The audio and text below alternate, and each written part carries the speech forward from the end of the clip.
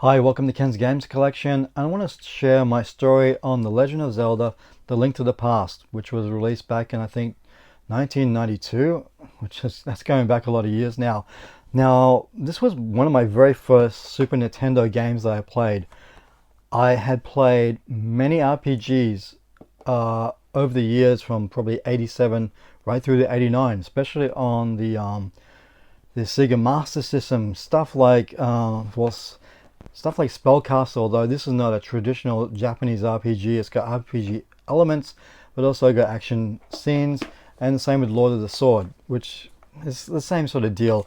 But when you got games like Miracle Warrior Years, which was a fantastic RPG, Ultima, and Gavilius, a game was more of an action RPG, but the game that really set the bar for me was Phantasy Star Complete JRPG, one of the most amazing games ever played.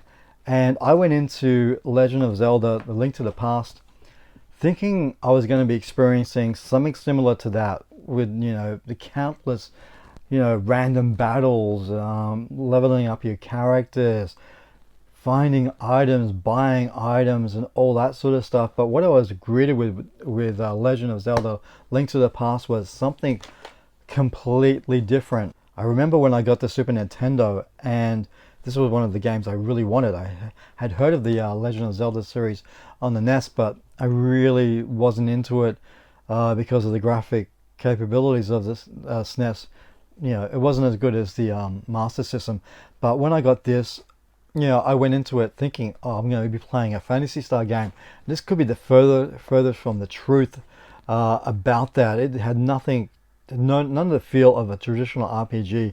To me, this was more like an action adventure game with bits and pieces of RPG elements. And when I started playing this, I didn't know what to think and make of it. It really did puzzle me because it was not what I was expecting.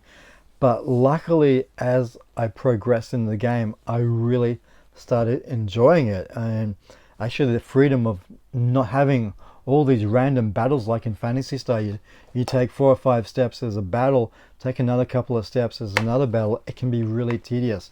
But because the story driven in this game kept me wanting to move forward, finding out more. And with Link to the Past, I didn't have that constraint of having to do hundreds and hundreds of random battles. You could see the enemies on the screen and you could attack them or leave them if you want. Now, a lot's been said about this game. Either you love or hate A Link to the Past because of that fact. I know would be a lot of traditional RPG fans out there that maybe would look at this and say it's not an RPG, but what it is a great game, regardless of if it's a full-on RPG or not. But it's just amazing for me to go from being such a massive Sega fan all of a sudden, because of the Mario game and this game, I find myself defecting, I guess, to Nintendo. And it's just incredible to look back on all the Legend of Zelda games I played over the years. I did take a hiatus from Nintendo with the N64, and I didn't like Majora's Mask or Ocarina of Time. I didn't like those games, and I wouldn't go back to Nintendo till the Wii U. I did want to get a GameCube to play Wind Waker on it, but I couldn't justify that.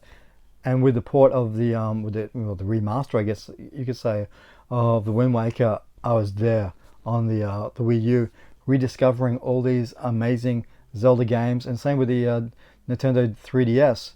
Some of those games got ported. I played them. I actually enjoyed them compared to what it was on the N64. I think that just was the way it was. And I talked about in another video that I had probably moved away from cart-based games and was really into the CD, DVD based games that would come on later.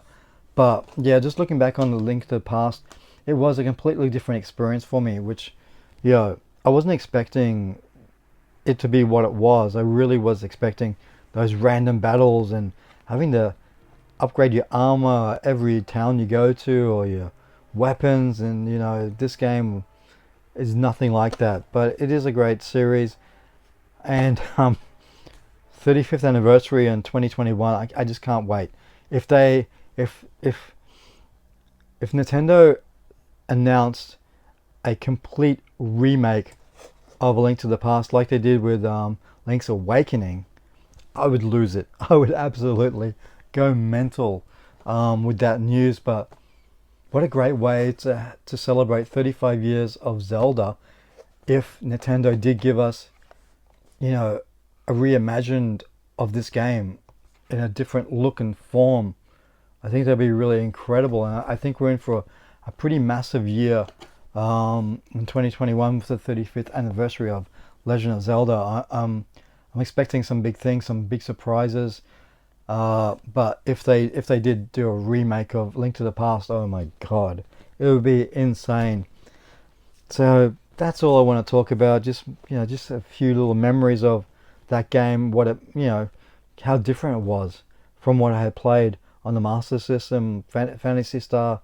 Trying to compare these two together is really hard because they're both totally different games, but they're both absolutely brilliant games. A remaster of this one, but Sega won't do that. We know that. This has got to be up to his 35th anniversary. It has to be. It's got to be. I don't know. I have to double check that. It could be even longer. But yeah, Link to the Past. I could have put this down and not played it again, but because there was a lot of charm in this game with the character Link, I persevered with it, and I've been a huge fan of the series ever since. So until next time, guys, bye.